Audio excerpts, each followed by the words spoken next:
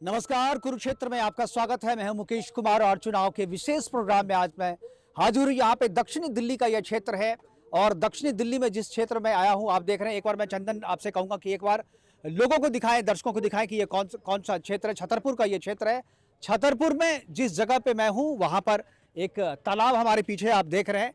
दिन भर 40-42 डिग्री का तापमान रहा है, लेकिन अभी शाम काफी सुहानी हो गई है। हवा भी बह रही है और हवा इतनी अच्छी है कि जो राजनीतिक तापमान दिन भर बढ़ रहा था वो राजनीतिक तापमान अभी शाम में कुछ जो है मंद हुआ है, थोड़ा कम हुआ है, थोड़ा धीमा हुआ है। लेकिन जो दो लोग हमारे साथ मौजूद हैं यहाँ पर, मुख्य रूप से मैं आपको बता दूं कि जो टक्कर है बीजेपी और आम आदमी के बीच में टक्कर दिख रही है, लेकिन ये दरअसल ये एनडीए और महागठबंधन के बीच में ये टक्कर है। और एनडीए की तरफ से जो प्रत्याशी हैं रामवीर विदुरी जी और पहलवान जी जो हैं वो महागठबंधन के प्रत्याशी हैं, आम आदमी पार्टी से हैं। ये सीट जो है आम आदमी पार्टी को मिली है। दोनों के प्रत्याशियों के प्रतिनिधि हमारे साथ हैं और इसके अलावा जनता जनार्दन हमारे साथ हैं। चंदन, मैं एक बार कहूंगा जनता जनार्दन को एक बार दिखाएं आप दर्शकों को। और एक बार प्रोग्राम की शुरुआत में पहले जो दोनों हमारे साथ जो प्रत्याशियों के जो प्रतिनिधि यहाँ पर आए हुए हैं, दोनों प्रत्याशियों के प्रतिनिधियों को मैं 2-2 मिनट दूंगा। सबसे पहले वो अपनी तरफ से अपनी बात रखेंगे, उसके बाद जो जनता हमारे साथ है, जनता इनसे सवाल पूछेगी, उसके बाद कुछ सवाल हमारे भी हैं।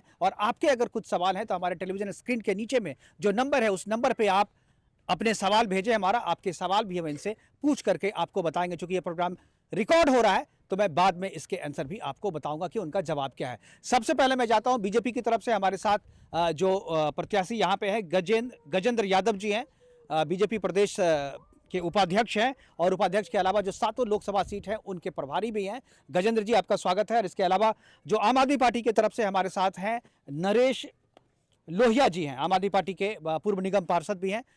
दोनों प्रत्याशियों का प्रत्याशी प्रतिनिधियों का स्वागत है। और शुरुआत जो है मैं चाहता हूं, चूंकि विपक्ष, लोग कहते हैं कि विपक्ष को पहले समय देना चाहिए, विपक्ष मजबूत भी होना चाहिए, तो मैं नरेश लोहिया जी के पास पहले जाऊंगा और नरेश जी से मैं कहूंगा कि पहले आप 2 मिनट बोलें, उसके बाद फिर गजेंद्र जी बोलेंगे, उसके बाद फिर जनता के पास जाएंगे और जनता जो है वो सवाल पूछेगी आप लोगों से।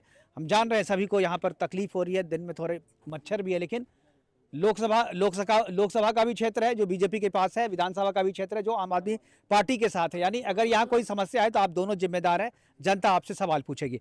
नरेश जी जी मैं बताना चाहूँगा कि जो आज जो बीजेपी है वो आप देख रहे हो कि वो ईडी और सीबीआई के पीछे चुनाव लड़ रही है। जो आपका ही प्रोग्राम में रन होगा तो ये रन नहीं हो रहा। ये जो है बीजेपी और सीबीआई को इन्होंने, जो सीबीआई और ईडी है उसको शिकंडी बना के और उसके पीछे से वार कर रहे हैं आम आदमी पार्टी पे, सबको जेल में डाल रहे हैं। जब विपक्षी सामने नहीं रहेगा तो किससे रन होगा, किससे लड़ेंगे चुनाव? विपक्ष को ये जेल में डालने में लगे हुए हैं, चुनाव के टाइम पे सबको जेल में डाल रहे हैं। अगर ऐसा कुछ था तो ये चुनाव से पहले 2 साल से जांच चल रही थी, तब से क्यों नहीं किया इन्होंने? तो बीजेपी जो है आप देख रहे हो खुद चुनाव नहीं लड़ रही, उनके लिए ईडी और सीबीआई चुनाव लड़ रही है। तो बीजेपी को खुद चुनाव लड़ना चाहिए। और यहाँ से जो 10 साल से जो पहले भाजपा के जो सांसद थे उनको क्यों बदला इन्होंने? अगर उनको बदला है तो क्यों बदला है? अगर वो जीते हुए कैंडिडेट को किस लिए बदला गया है? क्योंकि उन्होंने 10 साल कुछ नहीं किया। अब नए कैंडिडेट दिए जिससे कि जनता का जो माइंड है वो इधर उधर भटके कि नया कैंडिडेट, हमने अच्छा कैंडिडेट आपके लिए लाए हैं। तो ये चीज़ देखनी होगी जनता को कि जो पहले 10 साल कुछ नहीं किया उन्होंने, तो अब जो नए कैंडिडेट ये लेके आए हैं क्या वो बहुत अच्छा करेंगे क्या हमारे क्षेत्र के लिए? धन्यवाद। 2 मिनट का समय आपका पूरा हो गया। कोई अपना जीता हुआ कैंडिडेट बदल रहा है, कोई हारा हुआ कैंडिडेट बदल रहा है, कैंडिडेट सब बदल रहे हैं। जी गजेंद्र जी 2 मिनट। सबसे पहले जनता जनार्दन को मेरा प्रणाम, हाथ जोड़कर जय श्री राम। मैं नरेश जी से विनम्रता से निवेदन करना चाहता हूं, इनको माफ़ी मांगनी चाहिए क्योंकि माननीय कोर्ट ने, न्यायालय ने ऐसा कहा है, आज के अखबार में है, और इसी वजह से उनको जमानत नहीं मिल पाई है केजरीवाल जी को। उन्होंने कहा है कि ना तो उनकी गिरफ्तारी अवैध है और ना ही उनकी सज़ा अवैध है। ये यहाँ की जो जनता है वो पढ़ी लिखी है, समझदार है, इसीलिए सबसे पहले तो ये कोर्ट की अवहेलना करते हैं। इसके लिए नरेश जी को माफ़ी मांगनी चाहिए। दूसरी बात, लोकसभा चुनाव, निगम चुनाव या विधानसभा चुनाव, इसमें एक सामान्य सी प्रक्रिया है, कौन सी पार्टी किस कैंडिडेट को टिकट देगी ये पार्टी के जो लोग हैं, उनकी जो कोर कमेटी है, इलेक्शन कमेटी है, वो उस पर डिपेंड करता है कि कौन से उम्मीदवार को टिकट दिया जाएगा। और उम्मीदवार बदलना तो अच्छी बात है। जो हमारे कैंडिडेट हैं आदरणीय रामवीर विदुरी जी, वे पिछले 50 वर्षों से राजनीति में है और बहुत बड़ा नाम है। और रही बात, इन्होंने हमारे पिछले सांसद की बात करी, तो मैं ये बताना चाहता हूँ, और आप सब अच्छे से जानते हैं, जो ये पीछे तालाब है जिसको हमारा सुदर्शन चैनल कवर कर रहा है, ये तालाब हमारे सांसद रमेश दुड़ी जी की इस क्षेत्र में देन है। अगर मैं झूठ बोल रहा हूं तो जनता है, मुझसे क्रॉस क्वेश्चन कर ले, और अगर मैं सच बोल रहा हूं तो एक बार अपना तालियों से स्वागत कर लें। तो हाथ कंगन को आरसी क्या और पढ़े लिखे को फारसी क्या, इनको शर्म आनी चाहिए। यहाँ पर जनता इतनी बैठी है, उसके बाद भी मच्छर काट रहे हैं, उसके बाद भी इतनी बदबू है। विधायक इनका है, एमसीडी इनके पास है, उसके बावजूद ये सफाई नहीं कर पा रहे हैं। उसके बाद भी इतने सारे हमारे जो साथी हैं वो मच्छर में बैठे हुए हैं। और देश केवल और केवल एक गारंटी पर विश्वास करता है, और वो गारंटी है प्रधानमंत्री नरेंद्र मोदी जी की गारंटी। प्रधानमंत्री नरेंद्र मोदी जी की गारंटी है, और इस गारंटी के साथ देश है या नहीं, और खास तौर पे छतरपुर की जनता है या नहीं, या दक्षिणी दिल्ली की जनता है या नहीं, मैं जनता के पास एक बार जाना चाहूँगा। और खास तौर पे जो महिलाएं हमारे साथ हैं, गृहिणियां हैं, अपना काम छोड़ करके यहाँ पर आई हुई मछली, सबसे पहले मैं इनके पास जाऊँगा। माता जी, आपका क्या नाम है? लक्ष्मी। आप क्या, आप जो इस क्षेत्र की जो समस्या है, यहाँ जो कैंडिडेट है, क्या आपको लगता है वो सही है, जो क्षेत्र की समस्या है वो सॉल्व हो गई, या आपको कोई प्रॉब्लम है जो कहते हैं? कुछ लगा हुआ है, कुछ रह गया है अभी। क्या रह गया है?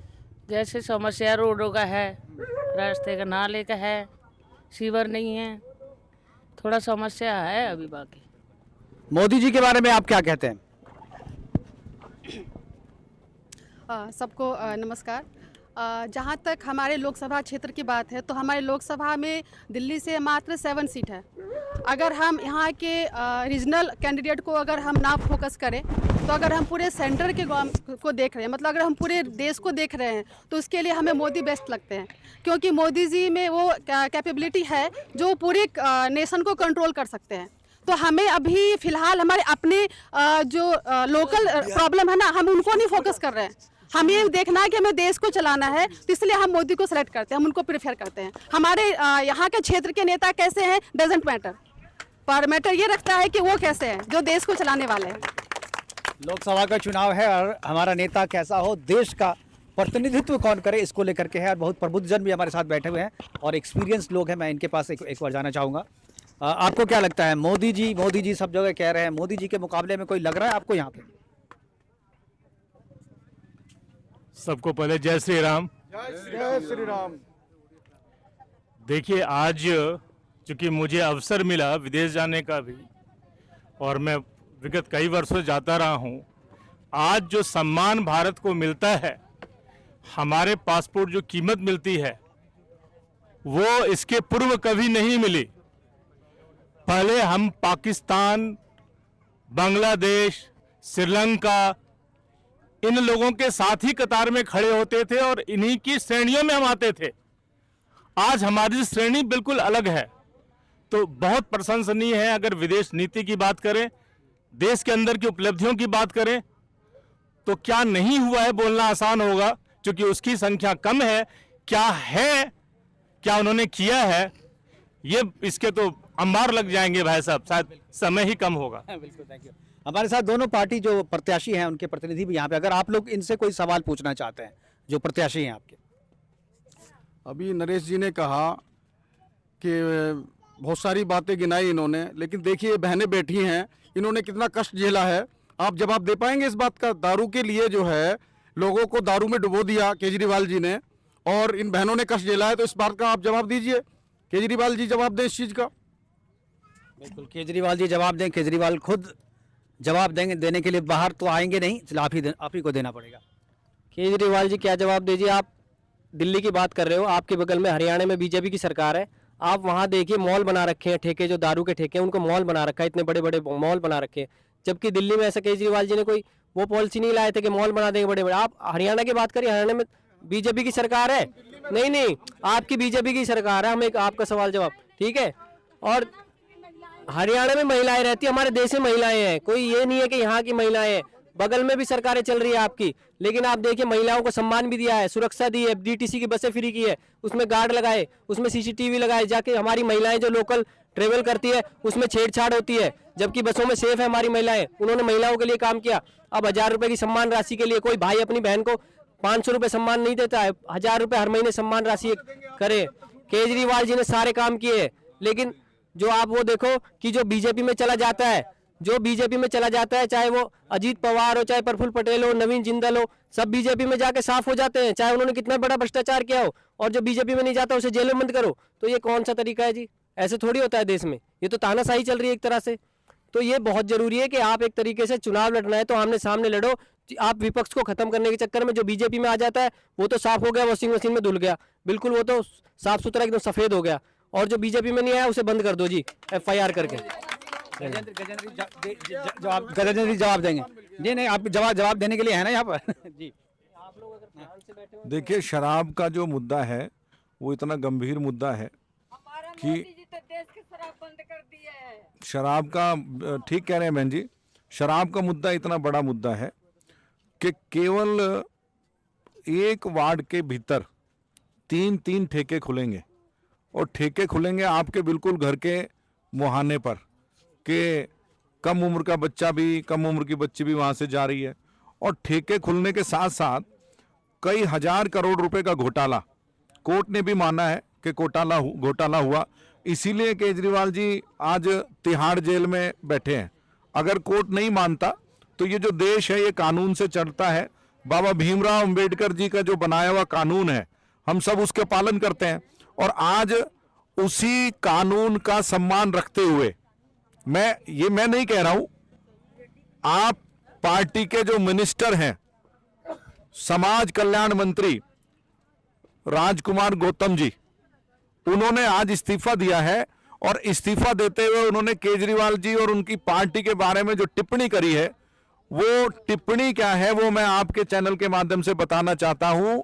उन्होंने, आम आदमी पार्टी के केजरीवाल के मिनिस्टर ने आज रिजाइन देते हुए ये कहा है मीडिया के सामने कि मेरा दम घुट रहा था इस पार्टी में, मैं इस पद पर नहीं रहना चाहता, क्योंकि मैं ईमानदारी के लिए आया था, और केजरीवाल और उनकी पार्टी महाकट्टर भ्रष्टाचारी है।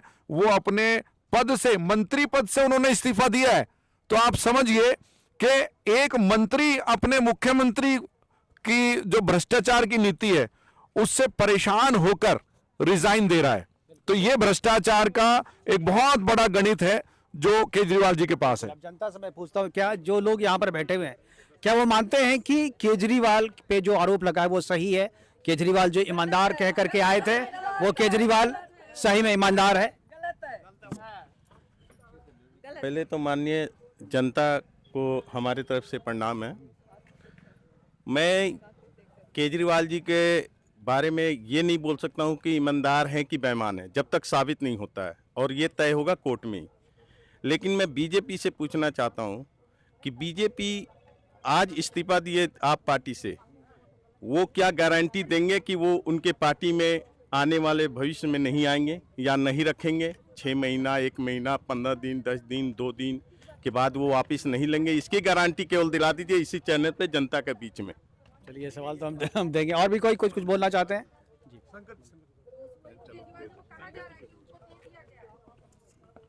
मैं सिर्फ इस तालाब के ऊपर बात करूंगा, क्योंकि पिछले 35 साल से इनको हमने सेवा करी है।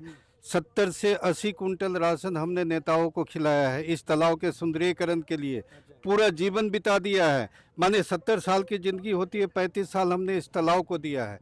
इस तालाब में इतने कचरे थे कि 40 ट्रक कचरा हमने पहले बार निकाला। हजारों बोरी नमक चूना डालते हैं जहां आप बैठे हैं। जब आपने बात कही कि पुराने सांसद, जो सांसद का टिकट क्यों काटा गया, उस सांसद ने किया क्या? उस सांसद ने इस तालाब को उद्धार किया, और रात दिन करके रिज को, ग्राम सभा को, और इनको क्या बोलते हैं अपने DDA को, तीनों को मिला करके उन्होंने एक साथ बैठा करके ये काम सुंदरीकरण किया है। और ये बहनें जो बैठी हुई है, सारे बरती है, वो व्रत करती है इसी तालाब में। अब हम उम्मीद करते हैं कि इस तालाब के सुंदरीकरण के अलावा भी हमारा घाट बने बिल्कुल, इस तालाब के अलावा भी बहुत सारे मुद्दे हैं। तालाब तो बन गया, इस तालाब के अलावा भी बहुत सारे मुद्दे हैं। आपका सर हो गया, आपका भी हो गया। एक बार पीछे एक बार जी। मैं नरेश लोहिया जी से पूछना चाहूँगा कि जब स्टार्टिंग में आम आदमी पार्टी आई थी तो बोली थी टैंकर बंद कर देंगे, किसी चीज़ की समस्या नहीं है। कि दो समस्या, ऐसी तो समस्या बहुत है, लेकिन इस क्षेत्र में दो समस्या, बड़ी समस्या है पानी का। जो पहले पानी का रफ्तार था कम होते जा रहा है, तो ये आपको सोचना है कि आबादी बढ़ रही है या क्या बढ़ रही है, पब्लिक को सोचना काम नहीं है। दूसरा है मीटर लगाना बहुत कठिन हो गया है। आप जाके दफ्तर में जाके पता कीजिए कि लोगों को मीटर लेने में इतनी दिक्कत हो रही है, तो इस बात पे नरेश जी थोड़ा सा बताएं। और दूसरी बात कि आप बहाना भी नहीं है, क्योंकि आप नगर निगम में भी हैं और दिल्ली सरकार में भी है, तो ये दो बात के जवाब दे, पानी का और मीटर। मेरा वाला बात हाँ बिल्कुल, पानी और मीटर दोनों का सवाल है। एक बार मैं लोहिया जी के पास में जाऊंगा, उसके बाद जो बीजेपी के हैं उनसे भी चलो जी। लोहिया जी, आपसे सवाल। देखिए, ऐसा नहीं है कि अरविंद जी ने बिजली और पानी पे बहुत काम किया है। आज देखिए, आज दिल्ली में आज 24 घंटे बिजली आती है। ठीक है, कुछ समस्याएं हैं, जो समस्याएं होंगी यहाँ का जो लोकल अधिकारी वो कुछ कर रहा होगा, कुछ परेशान हो रहे होंगे लोग, उसके लिए हम बात करेंगे, जरूर जनता के लिए रखेंगे। और अरविंद जी ने बिजली पे बहुत काम किया, पानी पे बहुत काम किया।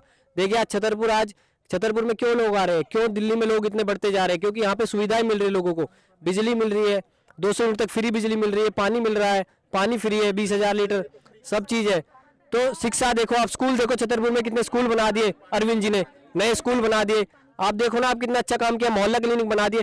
तो लोगों के लिए सुविधाएं की है केजरीवाल जी ने। और पानी के लिए अगर कोई समस्या है यहाँ के विधानसभा की, छतरपुर विधानसभा के छतरपुर वार्ड की कोई समस्या है, तो उसे हम रखेंगे और अपने विधायक के सामने रखेंगे और अपने सीएम के सामने रखेंगे कि पानी की समस्या पे ध्यान दिया जाए। पानी की समस्या को जरूर दूर किया जाएगा अगर कोई समस्या है। और बिजली के मीटर में जो समस्या आ रही है आप लोगों को, तो हम लोकल जनता को जरूर उस समस्या का समाधान करेंगे आप लोगों का, उसके लिए भी हम करेंगे। ऐसा नहीं हम नहीं करेंगे, हम अपने काम से भाग रहे हैं। जो भी बिजली पानी का काम है उसके लिए हम खड़े हैं और आपका जरूर वो करेंगे। लेकिन आप उसके लिए भी करिए जो अरविंद केजरीवाल। दोनों तरफ के लोग हैं, कुछ लोग मोदी के समर्थक हैं तो कुछ लोग अरविंद केजरीवाल के। और यही एक बार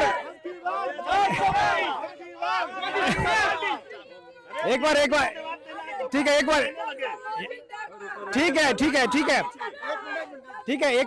एक बार मुझे पता चल गया यहाँ लोकसभा के समर्थक भी हैं और विधानसभा के भी समर्थक हैं, दोनों पार्टियों के लोग हैं। आने वाले हैं कि नहीं? ठीक है, ये बताएंगे, रखेंगे कि नहीं रखेंगे, ये बताएंगे।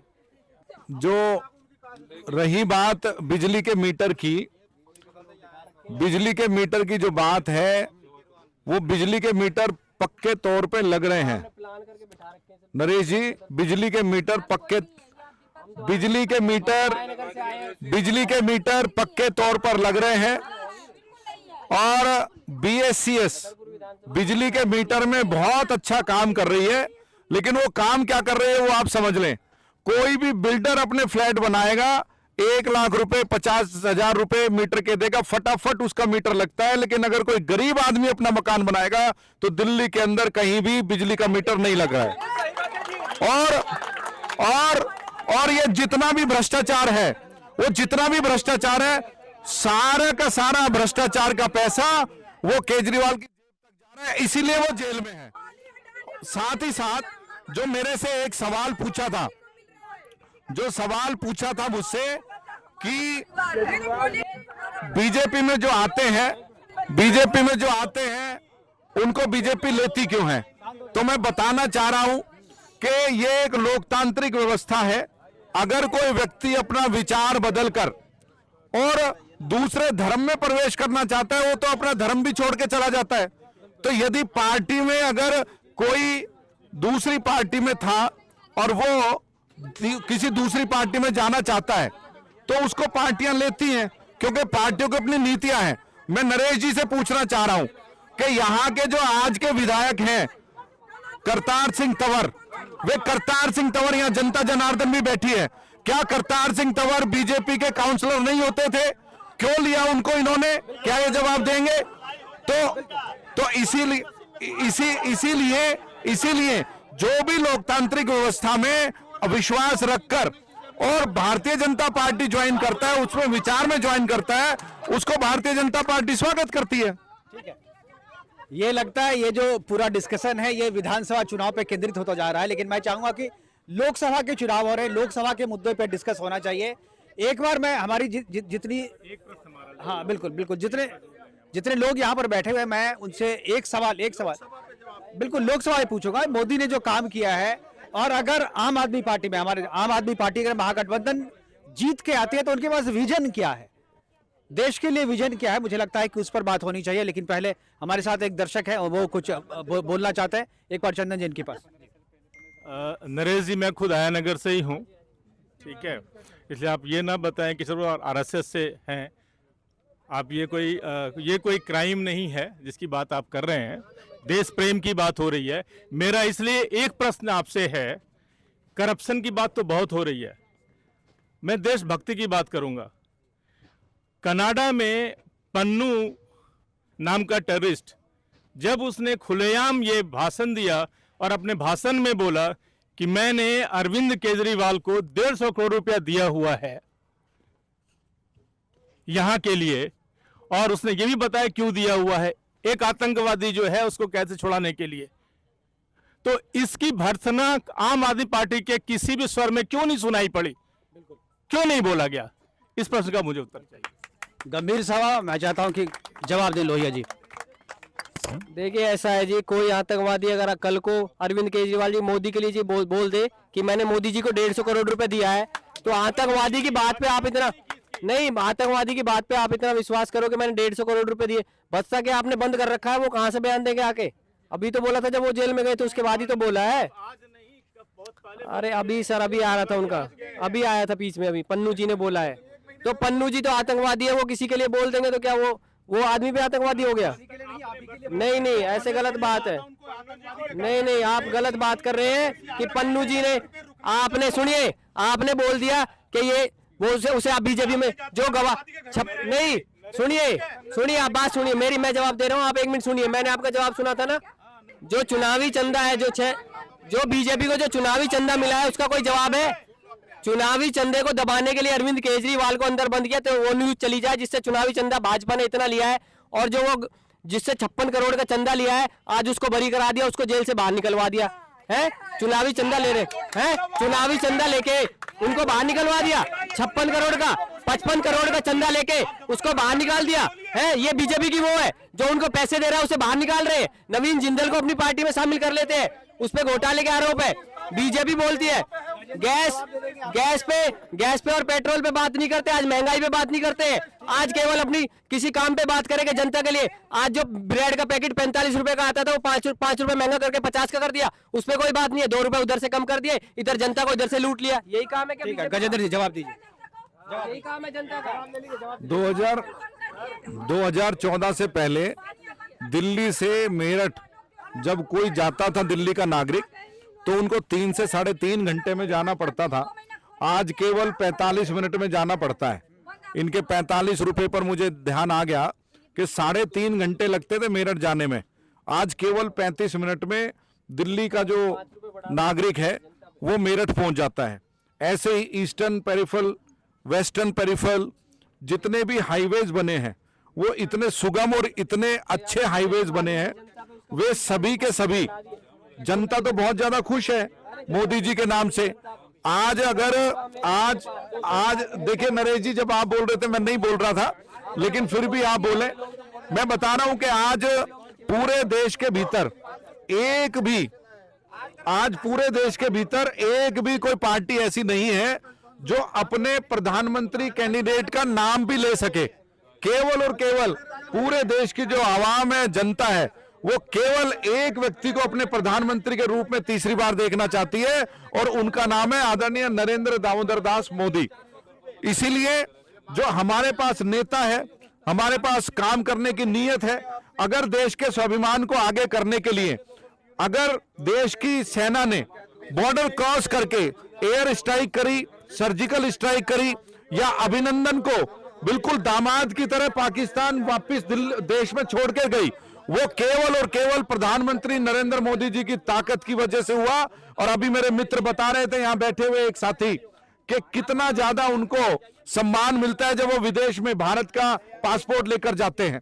ये जो आम आदमी पार्टी के लोग हैं वो अर्बन नक्सली के जैसे काम करते हैं, और इसीलिए जो देश को तोड़ने वाले लोग हैं वो सब आम आदमी पार्टी के नेताओं को पसंद है, और देश को जोड़ने वाले, जय श्री राम कहने वाले, भारत माता की जय कहने वाले, वो सब आम आदमी पार्टी उनसे विरोध करती है।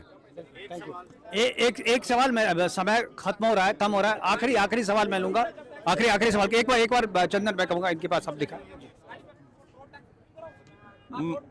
जनता यहाँ के पूछने चाहती है पूरे देश की कि जब लोकसभा चुनाव है तो लोकसभा में विकास पे चर्चा बीजेपी वाले क्यों नहीं करते हैं? अभिनंदन, पाकिस्तान, मुसलमान, इस पे क्यों चर्चा हो रहा है? कर लेंगे जी। हमारे एक और हमारे साथ दर्शक हैं जी। मैं यहाँ आज लोकसभा चुनाव की, राष्ट्र का चुनाव है, लेकिन मैं फिर भी एक बार पूछना चाहता हूँ, जितने आम आदमी पार्टी के समर्थक बैठे हैं, हमारे इस विधानसभा के अंदर सीवर के इतनी दिक्कत है। हमारे इग्नोर रोड पर 8-10 साल से माननीय विधायक जी सीवर बना रहे हैं रेगुलर, वो बन नहीं रहा उनसे। 2013 ये कांग्रेस के विधायक, उसको 48 करोड़ का ठेका गए थे, वो 80 करोड़ का पहुंच चुका है। इसमें कितना घोटाला हुआ इनसे पूछो, 4 ठेकेदार बदले जा चुके हैं। ठीक है, आखिरी समय हमारे पास कम है, 30 सेकंड में। अभी यादव जी ने बोला है कि रोड बना दिए गए हैं, आज 35 मिनट लगते हैं। आज मैं बोलता हूं, आज अगर हमें दिल्ली से बाहर पलवल जाना पड़ता है 480 रुपए देने पड़ते हैं हमें, और आज हमें अगर मेरठ जाना पड़ता है हमें 500 रुपए देने पड़ते हैं। अगर हम माता वैष्णो देवी दर्शन करने जम्मू कश्मीर जाते हैं ना, जम्मू तक भी हमें 3000 रुपए आने जाने का टोल टैक्स लिया जाता है। ये भाई गाड़ी चलाता है, से पूछो ये चीजें, ये यहाँ पे ऐसे चीजें नहीं बढ़। और जिस आदमी को आज कोर्ट जब तक किसी को अगर किसी को घोटालाबाज बोल रहे हैं, अगर जब तक कोर्ट को उसको घोटाला का साबित नहीं कर सकता, तो अभी नहीं बोला कोर्ट ने तो अभी सरकारी पैसा खाने वाले को घोटालाबाज बोला जाता है, अभी कोर्ट ने। कोई बात नहीं, ठीक है। जनता देखिए, जनता जनार्दन है। एक मिनट मैं कहूंगा, हमारे पास समय की कमी है, हमारे पास समय की कमी है। आपके जितने भी सवाल हैं आप जवाब देना चाहेंगे गजेंद्र जी?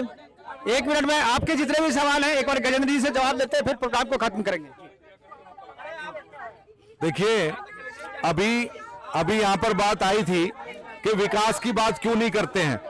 मैं आते समय एक पूरा लिस्ट बनाकर लाया था, मैं आपको बता देता हूं कि दिल्ली के भीतर मोदी जी ने क्या क्या विकास किए, और जो काम दिया था दिल्ली की जनता ने केजरीवाल जी को, 10 साल से वो मुख्यमंत्री हैं, 3 बार मुख्यमंत्री बनाया, लेकिन उन्होंने दिल्ली की जनता को गड्ढे, सीवर, ब्लॉकेज, इसके अलावा कुछ दिया नहीं। और प्रधानमंत्री जी के नेतृत्व में जो भी काम हुए वे भारत मंडपम, यशोभूमि जैसे आयोजन स्थल बने, G20 का आयोजन हुआ, मेट्रो हुई। किसके बारे में? Toll tax.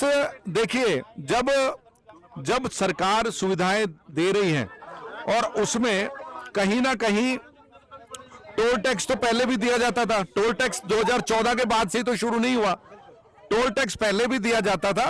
अगर मेरे मित्र टोल टैक्स पर आवाज उठा रहे हैं तो भविष्य में वो कम भी हो जाएगा, लेकिन टोल टैक्स देना कोई गलत बात नहीं। केजरीवाल की तरह चोरी तो नहीं कर रहे हैं ना। बिल्कुल, मैं एक बार मैं दर्शकों से चाहूंगा, बिल्कुल आपस में एक मिनट क्या कहना है? तो क्या कहना, बताइए क्या कहना है? भैया, जिस तरह का ये लोग नहीं बोलने दो, जैसे ही लोग कह रहे हैं, लोग जय सिया राम नहीं बोलते, क्या ये भाजपा वाले भगवान को बांटेंगे?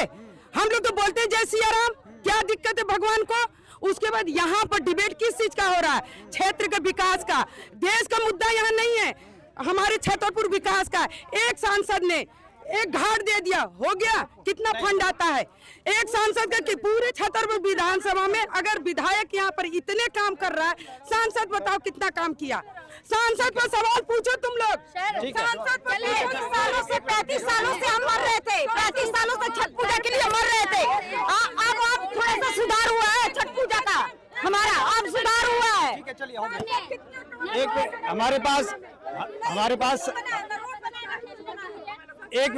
हमारे पास समय की कमी है, प्रोग्राम को वाइंड अप करना पड़ेगा।